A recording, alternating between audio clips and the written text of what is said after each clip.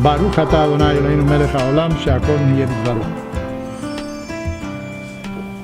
Why did the Hebrews, after leaving Egypt, remain in the desert for 40 years? Well, there is an episode in the Bible that sort of explains it. It seems that after some time in the desert, either God told them to do it or they themselves wanted to do it. They sent spies to see what the promised land was like.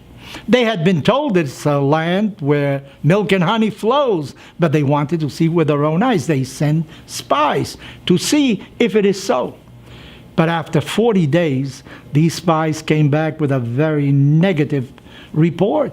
They said, we saw giants in that place. We saw cities that are fortified. We will never be able to overcome these people.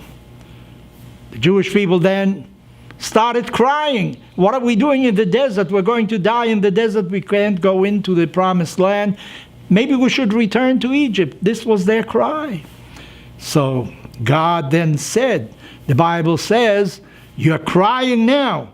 I will give you reason to cry in the future as well. And it seems that the temples, the Beit HaMikdash, the temple in Jerusalem, was destroyed the first and the second time on the same date that the spies came back with their negative report. 40 years were they in the desert because of the 40 days that the spies stayed in the land of Israel, looking, inspecting, to bring back their report. The people were punished because of it. What about the spies? The Bible doesn't tell us anything about a punishment for the spies. Why not? Not only that, as a matter of fact, how do we know that public service in Jewish tradition in a synagogue requires 10 males? Because 10 of the 12 spies brought back a negative report. And they are qualified in the Bible with the term Eidah, which means a congregation, a community. So communal prayer requires 10, just like those 10. Very strange to use those 10 as a symbol in order to pray to God. Maybe the Bible is telling us something else. These people felt tremendous responsibility. But God had said that He was going to deliver the promised land. Well, there's a principle in the Talmud that says, Ein somchin ala nes. You cannot rely upon miracles. You have to do it yourself. And they felt they can't do it by themselves.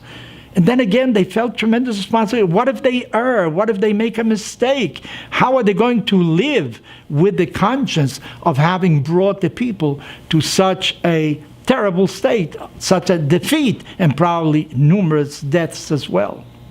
Maybe what the Torah is trying to tell us is, no matter what the leadership said, in the last analysis, responsibility is upon the shoulders of the people. You cannot transfer responsibility. You can say, please do something for me. But in the last instance, it is your decision to follow these leaders or not to follow them. And maybe that is the problem, that our ancestors in the desert maybe wanted a negative report because they were really afraid. They liked what they had. They were already used to the desert, and they were afraid of going into a strange land. Who knows what was awaiting them? What we find today, for instance, in Venezuela and Nicaragua, there are tyrannies. You know, the leadership is no good. But on the other hand, in the last analysis, the responsibility falls upon the people themselves. They are the ones that selected them. They are the ones that have to make any change. To say that we have the wrong leadership is just to avoid basic responsibility, because each and every one of us has to assume its responsibility, and these people have to do the same.